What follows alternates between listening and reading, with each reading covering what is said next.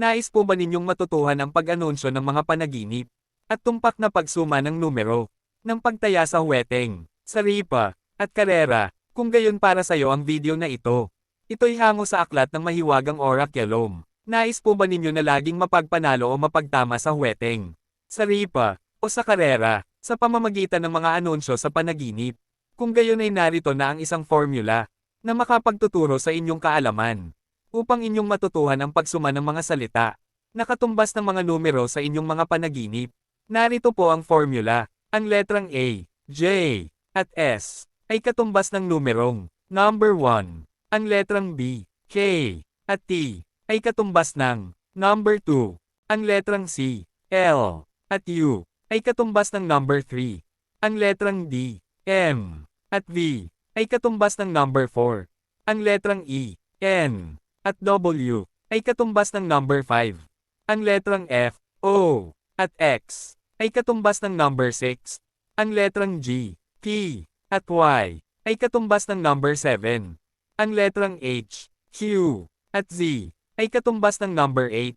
Ang letrang I, at R, ay katumbas ng number 9. Ngayon ay dumako naman tayo sa kung paano sumahin ang mga letra. Halimbawa po na kayo'y nanaginip ng ahas, ay makikita po ninyo dito sa formula ang mga letra na katumbas ng mga numero. Ang letrang A, ang katumbas pong numero ay 1. Ang letrang H, ang katumbas pong numero ay 8.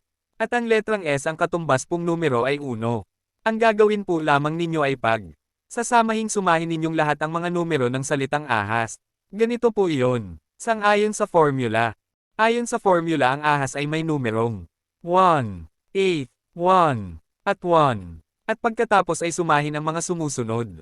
1 plus 8, plus 1, equals 11. Sapagkat sang-ayon po sa ating formula, ang mga letrang katumbas ng mga numero ay hanggang number 9 po lamang.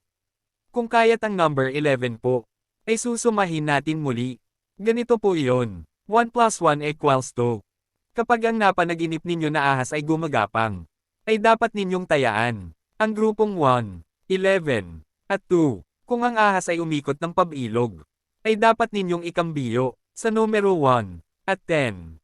Narito naman po ang mga sekretong code ng paggawa ng liham. Ang sekretong code ng mga liham. Nais ba ninyo, ang inyong liham ay maging sekreto kanino man, na hindi nila mababasa ang nilalaman? Makikita ninyo ang isang halimbawa sa mga code, na ginagamit ng mga espiya. Ang mga code ay numero kung ipadala. Halimbawa, ang letrang T, ay katapat ng mga numerong 6 at 0. Kaya't ang 6T, ang isusulat kapag ang letrang T ang dapat gamitin. Narito po ang formula o kaanyuan ng code, na dapat ninyong gamitin. Paalala, gawin lang po ninyo ng tama, at mayroong paniniwala at pananampalataya, at makakamit po ninyo ang bisa. God bless.